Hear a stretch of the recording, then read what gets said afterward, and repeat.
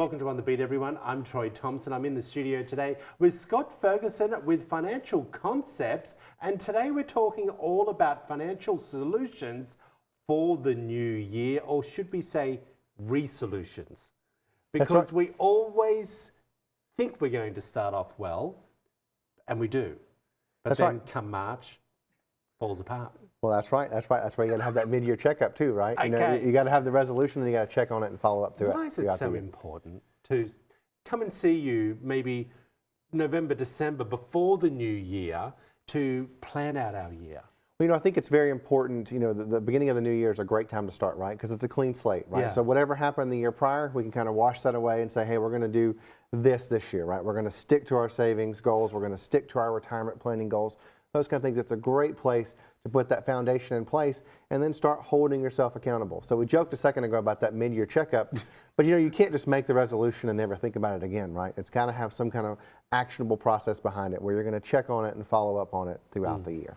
Okay, look, we all do, you know, we all join gyms. We're all going to go on a diet or start a new fitness regime, and we all get given tips on how to keep going.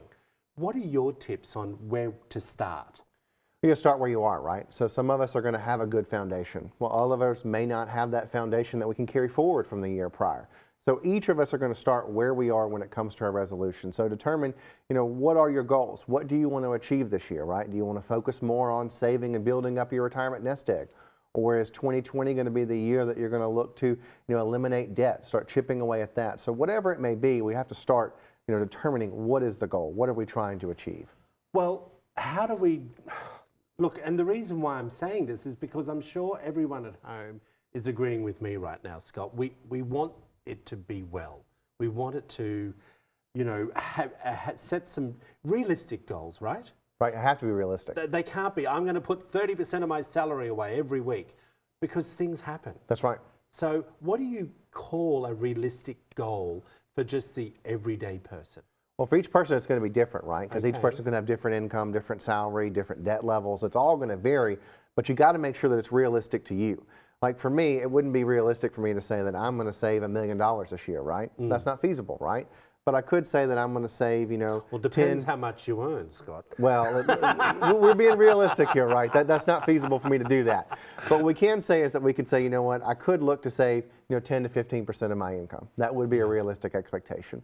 For other folks, it could be, I want to chip away at credit card debt. Maybe you've got $10,000 or $15,000 in credit card debt, and over the course of this next year, you want to chip away at that. Maybe doing $500 a month, $700 a month, whatever it may be. Yeah. Chipping away at that to get that debt to go away. So it has to be realistic and it has to be, you know, tied to you, right? Because each of us are going to have different goals. Some of us may want to save more. Some of us may want to have less debt. It has to be tied to you. What do you think is key to sticking to your resolution?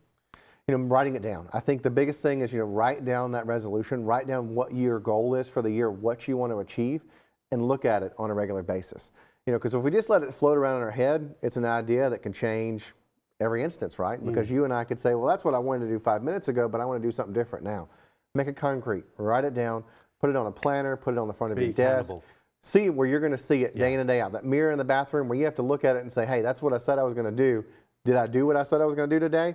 Or tomorrow, do I need to do better towards reaching that goal? I got you. There's a few other things I want to ask you, but I'm going to leave it to the next segment.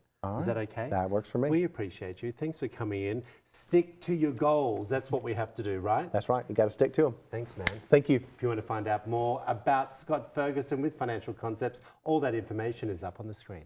Back after this short break, everyone.